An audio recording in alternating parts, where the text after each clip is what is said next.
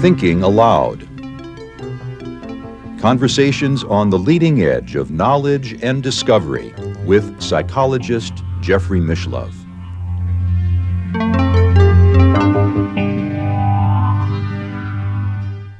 Hello and welcome. I'm Jeffrey Mishlove. Today, we'll be exploring the relationship between non-local consciousness and religion.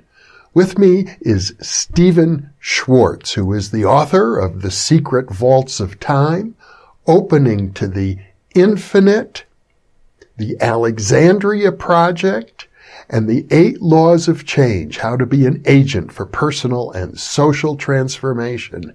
He's also written 3 novels. Once again, this is an internet interview, and now I'll switch over to the internet channel. Welcome, Stephan. It's a pleasure to be with you. Pleasure to be with you again. Yeah, and this is a fascinating topic because you have developed I have to call it a unique and a fresh perspective on how science, and in particular, I guess I would say parapsychology, can provide new insights into the nature of religion and to the nature of all religions. Well, the only difference I would make in that, Jeff, is that it extends far beyond parapsychology. I mean, the neuroscience community is also looking at this and making significant contributions. But yes, I would say consciousness research is making a reappraisal of religion. I may be one of the people who's formulating that, but I certainly don't feel that I'm the only person doing this. We are beginning to consider religion not from the point of view of dogma and faith, but from the point of view of an empirical science developed in human cultures all over the world over millennia. Well, that's basically, I think, the project that William James outlined in his book, Varieties of Religious Experience, over 100 years ago. And I think you're taking it to a new level. One of the things that I think you are, at least in my mind, are uniquely known for is you like to use that term, and you have popularized it quite a bit, non-local consciousness. And maybe a good starting point would be to try and define it a little better. It is a worldview. I am, as we have discussed in other interviews, I am a Planckian. In 1931, the Observer newspaper, one of the leading papers in Great Britain, interviewed Max Planck, the father of quantum mechanics, and was very surprised at what he answered when they asked him, you know, you're one of the most famous scientists, you and Einstein are the most famous scientists in the world. You are the father of quantum mechanics. What have you learned? And I think what they thought they were going to get was some exposition on atoms and molecules, and instead what he said was, well, what I've learned is that consciousness is the fundamental and causal component, and that space-time, everything we think of as reality, arises from consciousness, not consciousness from space-time. Consciousness is the fundamental and causal, and you cannot get behind it. And I think that's correct. I think, I'm an experimentalist. I'm not a theoretician in the sense of I cook up ideas or things. Everything I know I get to from experiments. And if you look at the experiments, you see that the materialist perspective, which is that consciousness arises from some kind of neurophysiological, biological, chemical, electrical, whatever, different models, process, and that is essentially a component of space-time. And instead, what Planck is saying, which I think is correct, is that consciousness is the beginning. That is what starts everything. and that the component that I guess I've added and others is that what we call space-time is really the manipulation of information by intention-focused consciousness. That's what I think the experimental evidence is telling us, and I began to look at it, at that model, and from that model I began to look at religion and spiritual practices. And you're quite correct. William James had taken an earlier look at this, although he didn't have the experimental data. That's the main thing. He was hypothesizing a worldview, but at that point, late 19th, early 20th century, they just didn't have the data. Now we have, from neuroscience and parapsychology, from medicine, really, in large part, although we normally think of consciousness in physics terms, much of the real contribution to the field has come from medicine, the near-death research, reincarnation research, healing research, for instance. When you use the word consciousness, we're referring to two different things. One is individual consciousness, like focused attention is something that an individual does with their consciousness. But when you talk about non-local consciousness, it seems to transcend the individual completely. I think that is correct, because one of the things that we see from, again, the experimental data is that all consciousness is interdependent and interconnected. I mean, we know, for instance, from the healing research that it's possible for the intentioned consciousness of an individual to affect the well-being of another organism, whether it's a bacteria or a fungi or an animal or a bird or a fish or a human being. It doesn't make any difference. This would be called in parapsychology probably non-local perturbation. That is, their consciousness is having a physical effect in materiality. But in religion, we think of this as being, instead of thinking of this unity of consciousness, we tend to associate it with gods or God. But I think God is just a statement of unity. Another word that religions use is spirit. And now to refine it a little better, non-local consciousness, by that I mean non-physiologically based consciousness. This is the aspect of the self, what in religion is known as the soul, this eternal aspect of the self that goes on, that existed prior to your incarnation and will exist after your corporeal death. It is in religion known as the soul, and then the spirit is this individual connection that you're making. But if you strip away all of the dogma and the faith and all of that, and you just look at what is going on from an experimental point of view, what you see is that all religions, regardless of their faith, all begin with the non-local consciousness experience of a single individual. I mean, Siddhartha Gautama, the Buddha, he goes to the hermitage of Aridatta Kalama, and he learns how to meditate. And as a result of that, he has these experiences which lead him to found what we call Buddhism today.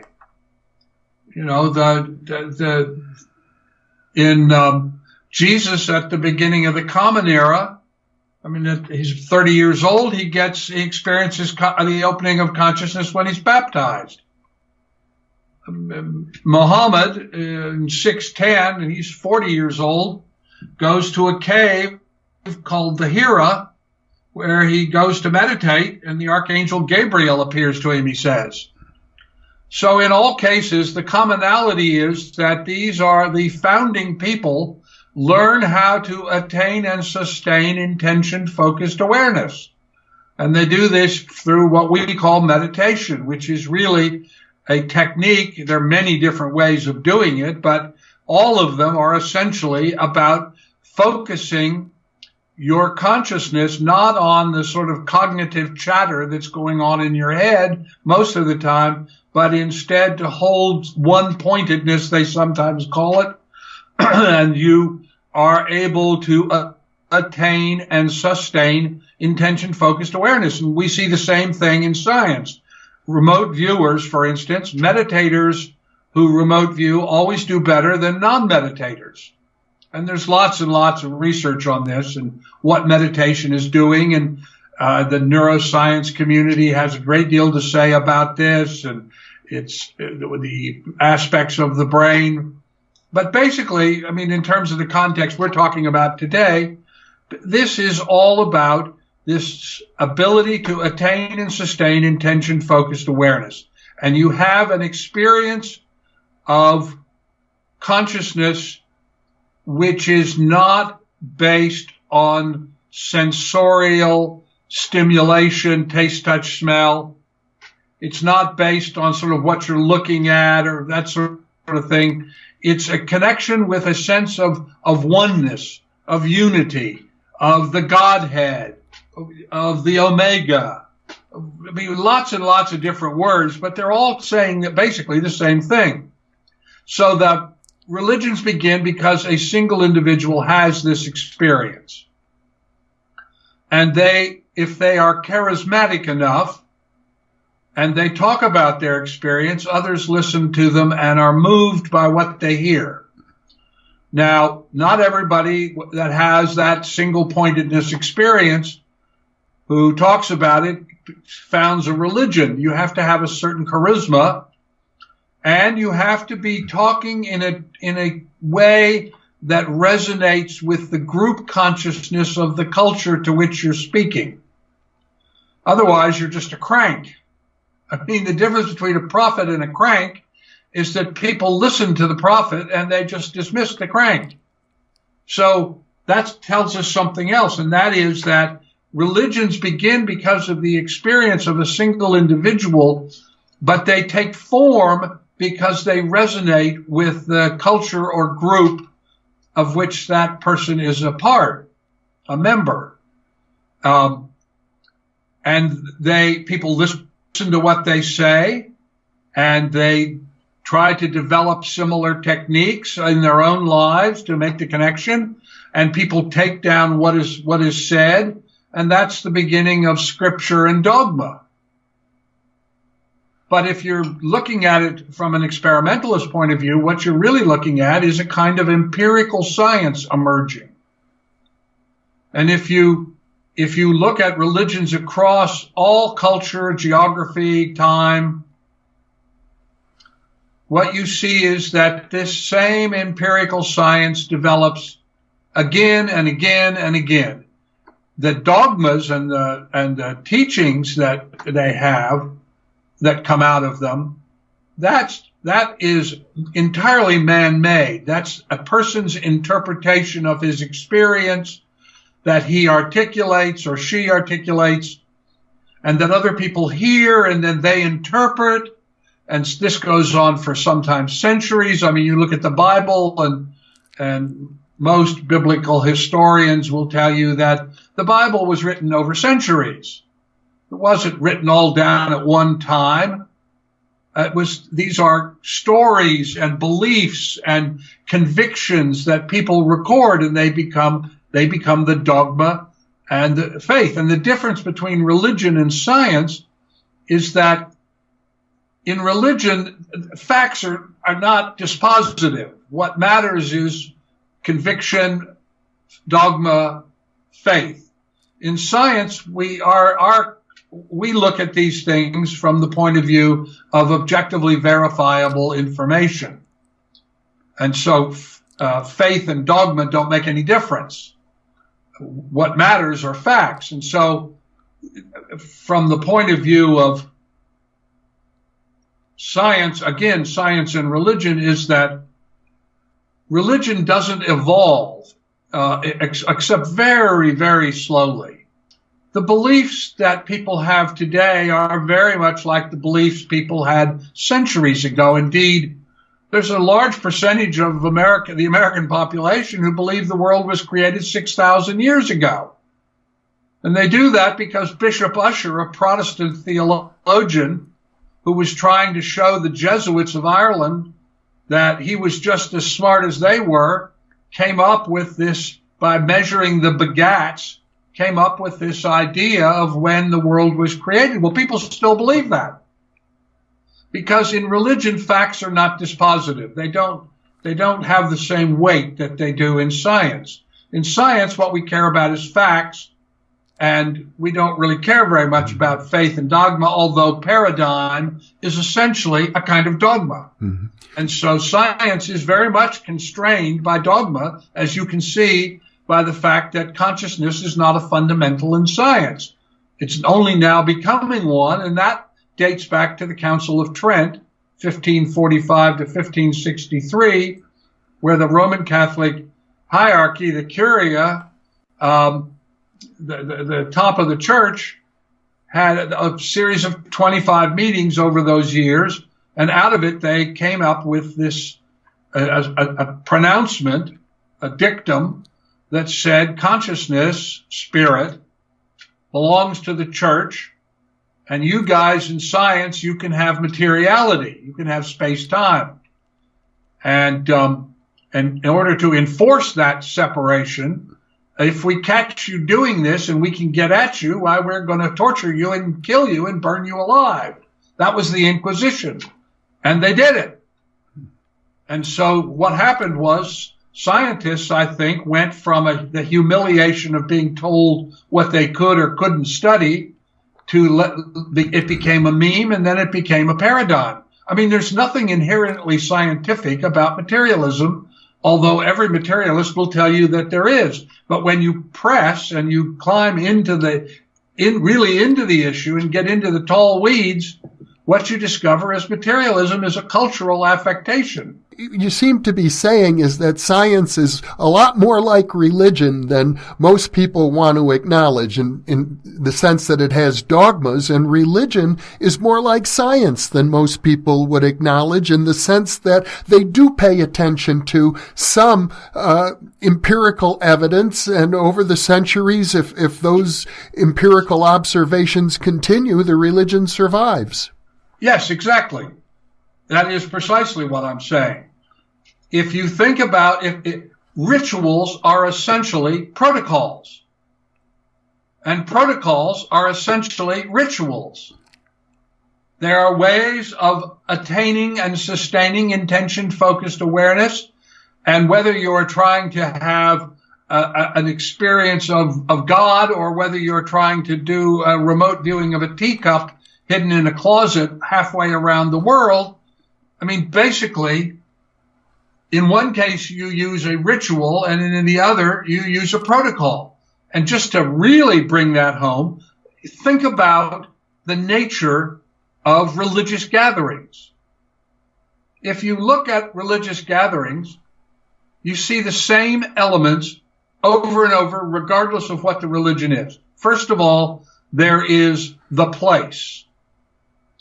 Whether it's a temple or a synagogue or an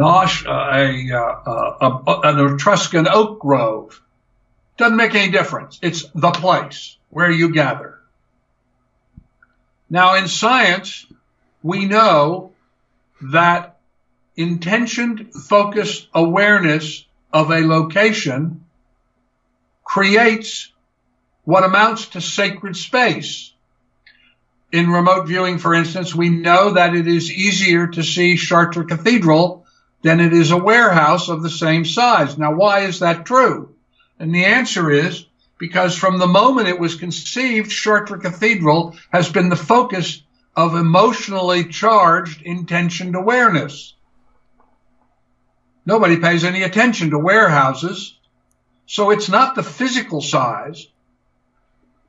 It's not the construction material, because Etruscan oak groves were just as sacred as synagogues or temples or churches.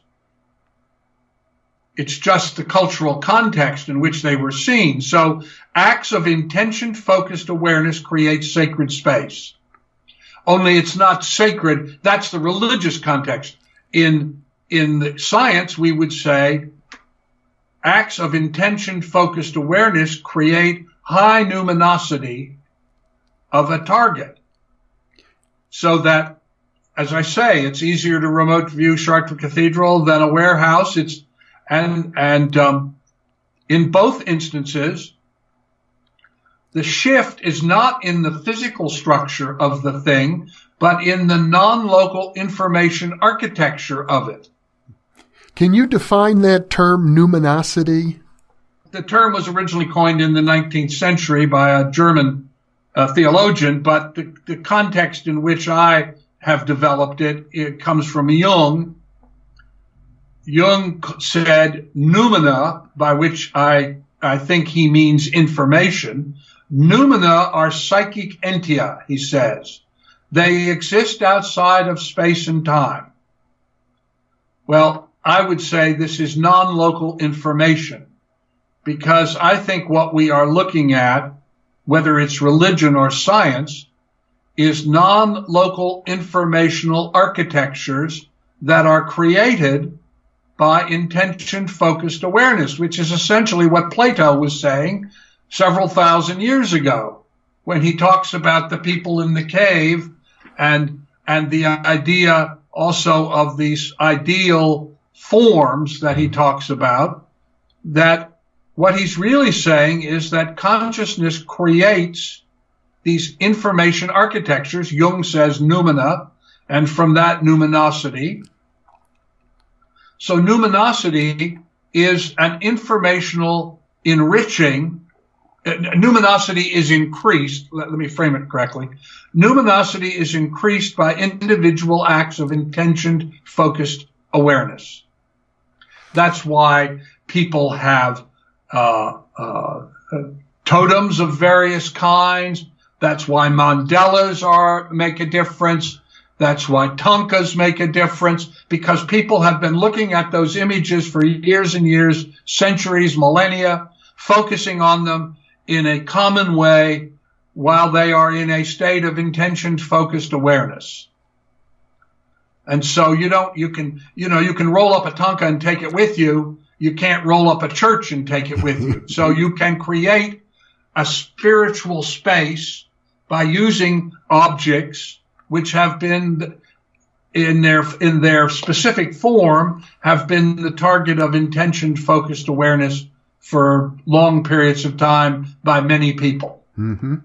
And as I say, in science, when we look at this, what we see is that, for instance, in the experiments on presentiment, they notice that when people are staring at a blank monitor screen and there's nothing, just a few seconds before the image appears, it's randomly controlled by some kind of random number generator, that their eyes dilate in anticipation of the stimulus that has not yet occurred, and that if this stimulus evokes a strong emotional response, for instance, it's highly sexual or it's very violent, that this anticipated stimulation, this presentiment of stimulation, causes more dilation.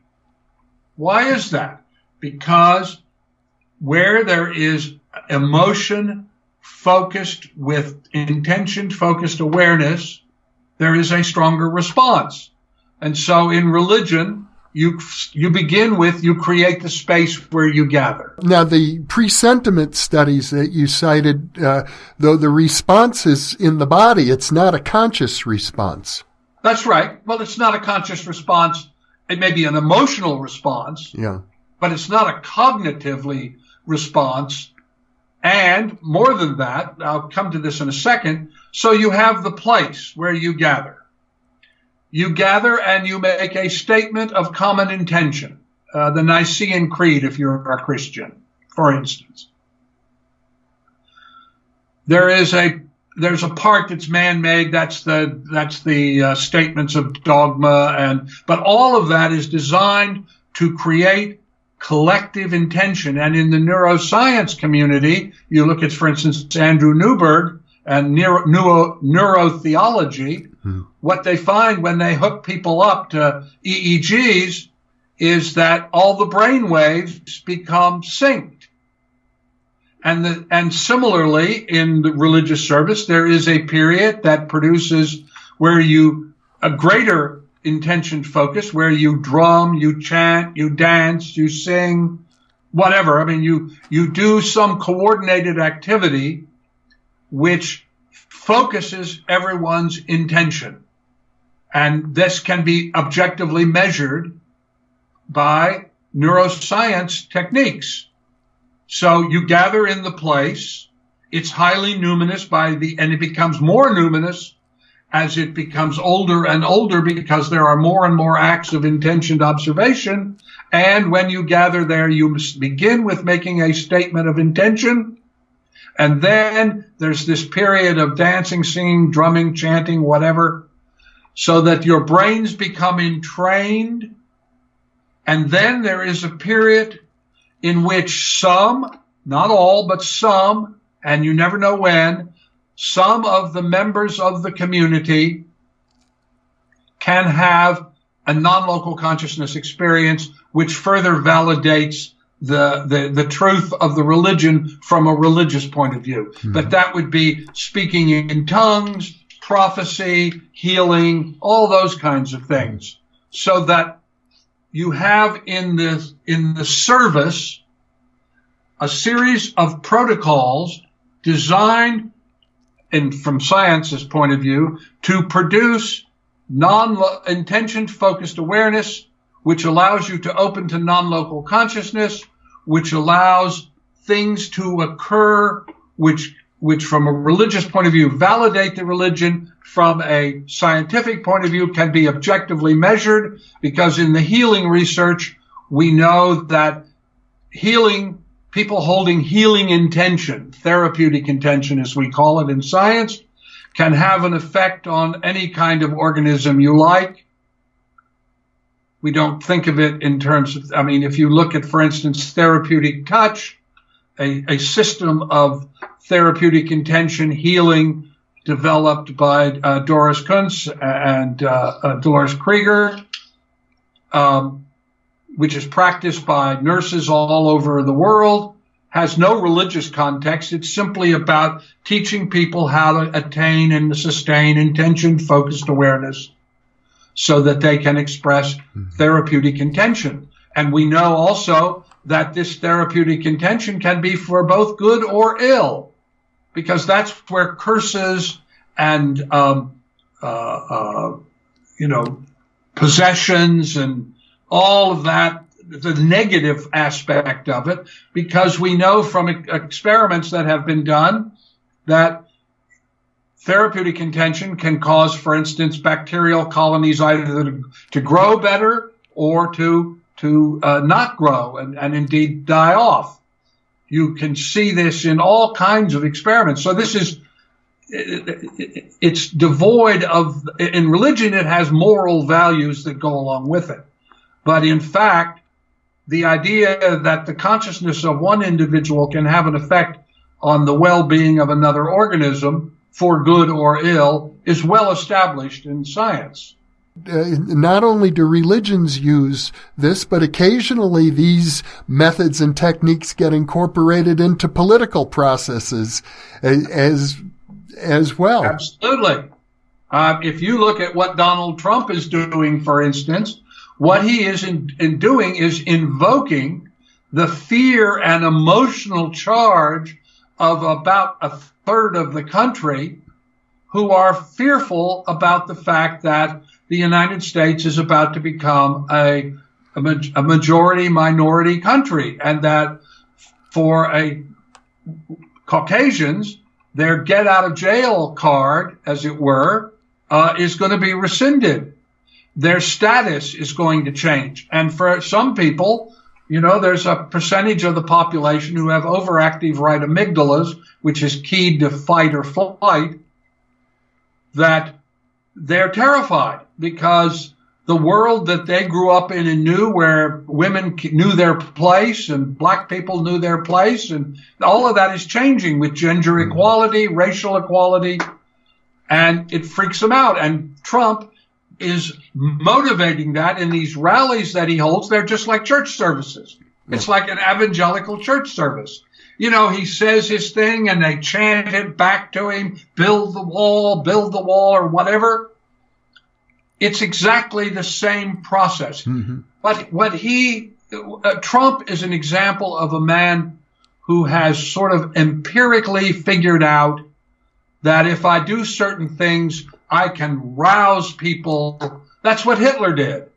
You know, he would hold these big gatherings and torchlight and people in uniform, and he would get up and make these speeches evoking this strong emotional response, and then he would get everybody to chant along with him. It's the same exact thing. Mm-hmm. Because what all of this is about, whether it's religion, whether it's science, or whether it's politics, is about the fact that all consciousness is interlinked and interdependent, and that if you know how to manipulate it, you can create focused, intentioned awareness. Yeah. I know that in some ancient cultures, kings were assumed to have the power of healing. Sick people would come to a king. If he touched them, they might be healed. That's right, because the collective belief of shared conviction that the king had the power of royal touch. When that happened, if you believed and you were strong enough, then it happened. Because if you think about we look at science and we think about what is really going on in therapeutic intention. Is something being sent? No. The brain has enough power to light a single little tiny Christmas LED bulb. That's it. So you can't possibly be sending anything. Yeah. And in any case, how would you target it? You got 7.5 billion people on the planet. What is the targeting mechanism? That's not what's going on. What's happening is you have linkage because all consciousness is interdependent and interconnected. And when someone holds you in healing intention, they are basically stimulating you to activate your immune system. Mm-hmm. I did a series of experiments in which I had people do healing while they had little vials of water on their hands, and I found that there was a very specific change in the molecular structure of the water that had to do with the HO bonding relationship. And when I looked in the oncology literature, I found about 129 papers, not about, 129 papers, that showed that when that exact same change occurred in the water in the cells of the body, that the body's immune response was turned on in a heightened way, particularly the production of Th cells. Oh. So what you got is linkage in healing. Linkage which stimulates you to activate your own healing capacity. And depending on how strongly you feel about that and how receptive you are to it, that has to do with how successful it is. Mm-hmm. Now, you extrapolated from that research to suggest that the use of holy water in various religious rituals might be based on the capacity, the newly discovered capacity of water to be affected by focused conscious intention. Yes, that I was just about going to say. You take that in science. Okay, in science we have not a single experiment, my water experiment, but a number of other. Dean Radin, for instance, did an experiment using Buddhist monks and chocolate, and also another one involving tea, just tea, mm-hmm.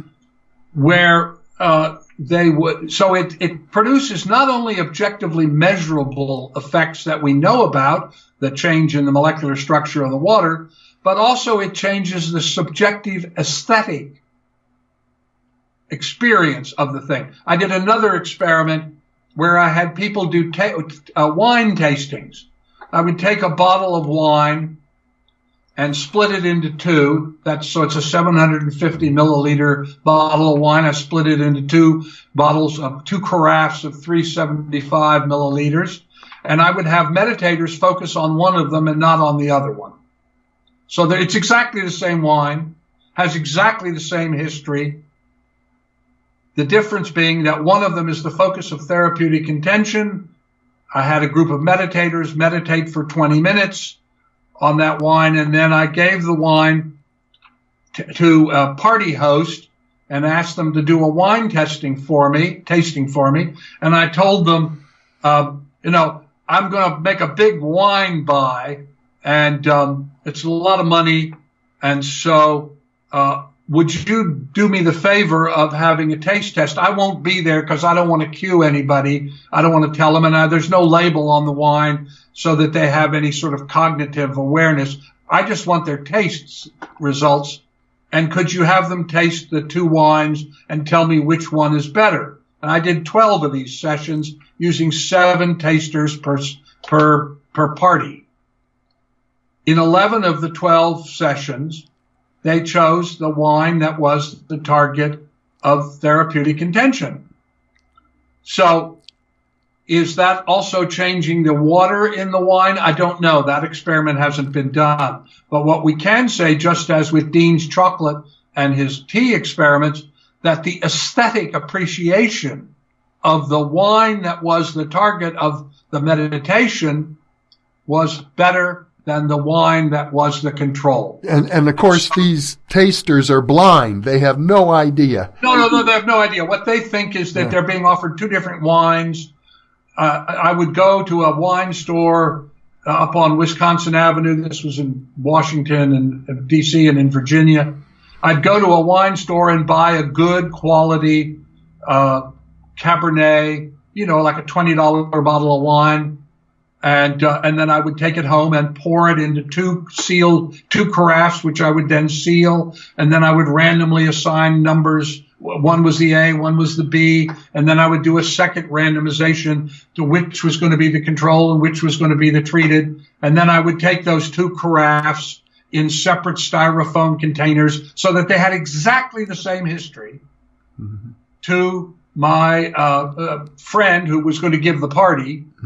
And tell him, I'm going to make this big wine buy, as I said, and I'm going to spend a lot of money and I don't want to waste it. So would you do this tasting for me? And that'll tell me which wine I should buy. All of that's just front story.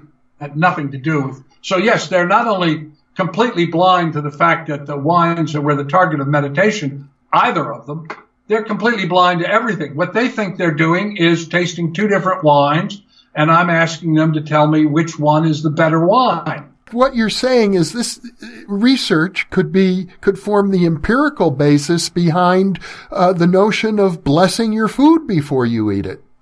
Absolutely.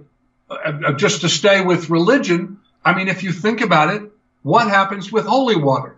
The priest focuses intentioned awareness on the water, and that changes the water. It's a fundamental belief of many religions. Or in the wine, if you're a Christian, the transubstantiation of the wine, that it is transformed by the blessing that the priest gives it, that there's this miracle that happens.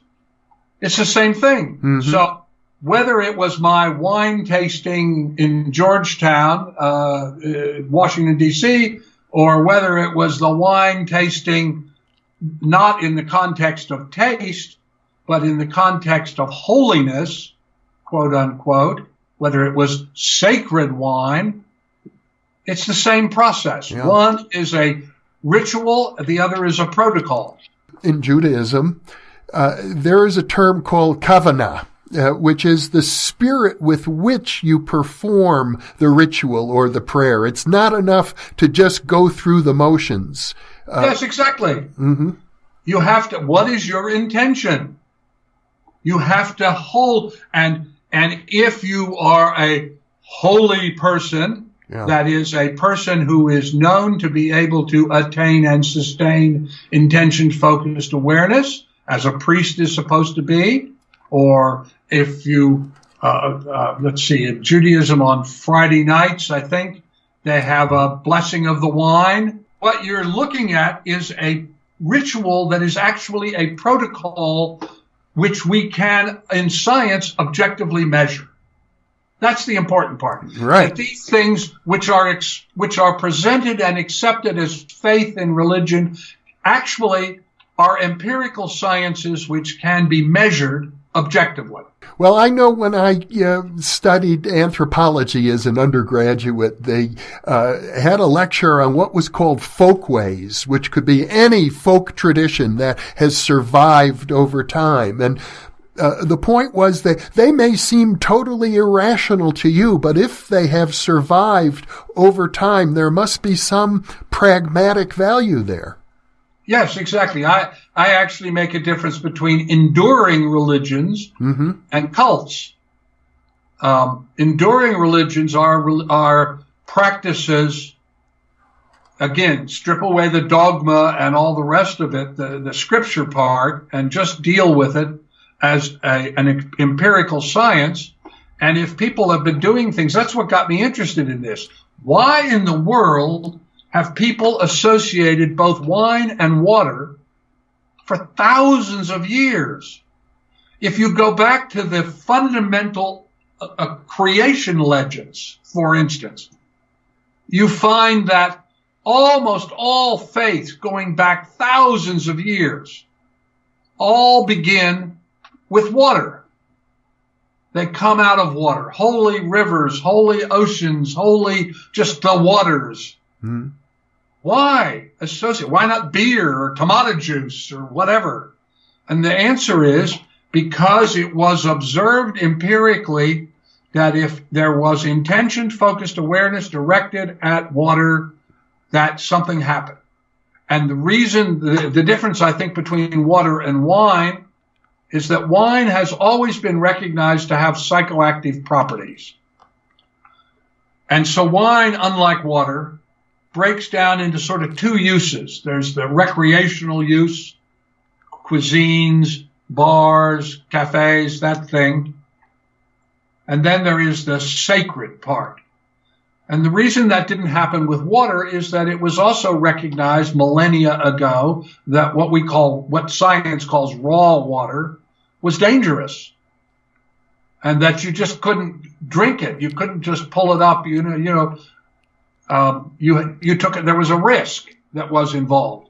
Whereas with wine, that wasn't present.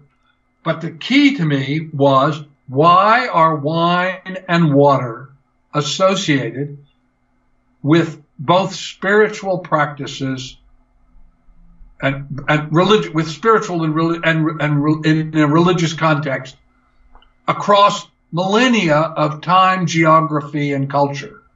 And the answer, I think, is that because it was empirically observed that when you focused intention awareness on these substances, that there was a change that happened. They didn't know what the change was, so they made it was sacred, or it was God making the change, or whatever. But that, in fact, in science, we can see these are changes which can be objectively measured. Mm-hmm. So yes, science and religion, there's only one mountain in town, and it's an illusion, so how you get up it is largely a matter of personal taste and style. You're using mountain here as a metaphor for all religions. Awakening to non-local consciousness, yes. Yeah. Exactly. And so if you look at it from that point of view, then you understand that religion is a practice premised on and built on the idea of opening to non-local consciousness, the Godhead, the Omega, the Goddess, whatever your particular cultural belief is. But it's this opening process. And in science, we see this in the same way in remote viewing, therapeutic intention, near-death experiences, presentiment experiences, experiments, all of those various kinds of protocols, which are essentially the rituals of science. In some ways, I regard your thinking here is a breakthrough. It's a new, fresh look at religion, and it suggests that if the larger scientific academic community digs a little bit and takes this research seriously, we're going to see many new forms of religion evolve as a result. Well, I don't know if we're going to see many new forms. I think what we are going to see, and what is critical to see, is that all consciousness is interconnected and interlinked, and that the scientific techniques developed in both parapsychology, neuroscience, medicine, and religion, which are all talking about basically the same thing, that this is going to be a new paradigm that will give us the insights that will allow us to deal with the catastrophic changes which are coming as a result of climate change. You know, when most people talk about what are we going to do about climate change, assuming they even believe it exists, most of the discussions are about technology. I'm just writing a paper on this subject based on research I've been doing over the last several years. Most people, the discussions are about technologies, AI, new kinds of energy forms, blah, blah, blah, whatever. I think one of the reasons for that is because it seems as if a political solution is hopeless. There seems to be no political will. People are banking on technology to solve this problem out of desperation. Yes, I think that's probably true. But what I'm trying to say is that that's not the way to solve the problem.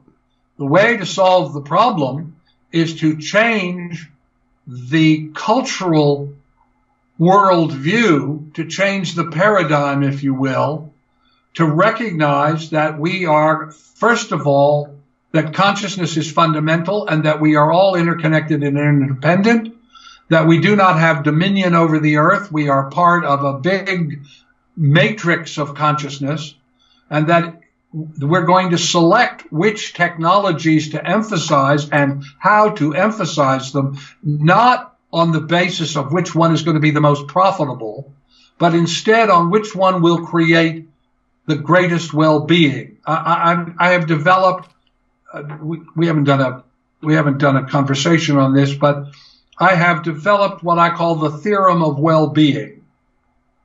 And I think that the only way that human civilization is going to survive is by adopting the Theorem of Well-Being. That is, that the highest social priority must be to foster well-being from the individual, the family, the community, the state, the nation, the planet itself.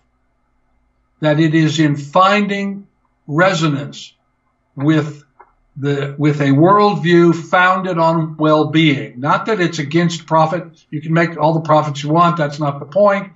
But that you simply cannot have the kind of neoliberal profit above all worldview that now dominates how most of human societies operate. It's not going to save us. It's not about technology. It's about changing the way we look at the world, which means abandoning the Abrahamic idea that we have dominion over the earth. We don't. You're right. That's why I do these videos, to try and put these ideas out into the culture as widely as possible, because I think that a change of consciousness is demanded of us at this point in time. I agree with you. And that's why I agree to do these interviews. I think this is very important. I have an enormous sense of urgency.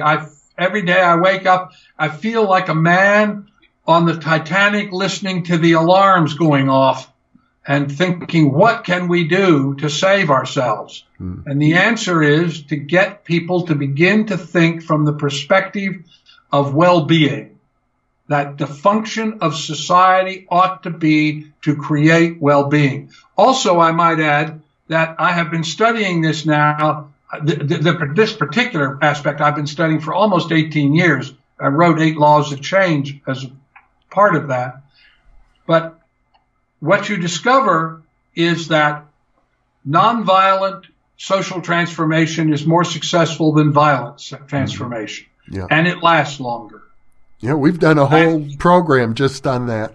Yes, that well-being is when you create social policies and create a culture of which fostering well-being is the first priority, you find out that it is more efficient, more effective, more productive, easier to implement, nicer to live under, and much, much cheaper. Stephan Schwartz, this has been, as always, a very enlightening conversation. I think you're really pioneering some new ideas with regard to scientific perspectives on religion, and I think those ideas are about to make a splash. Your mouth to God's ears. Okay, well, thank you, Jeff. It's always a pleasure. It's been a pleasure. Thank you, Stephan.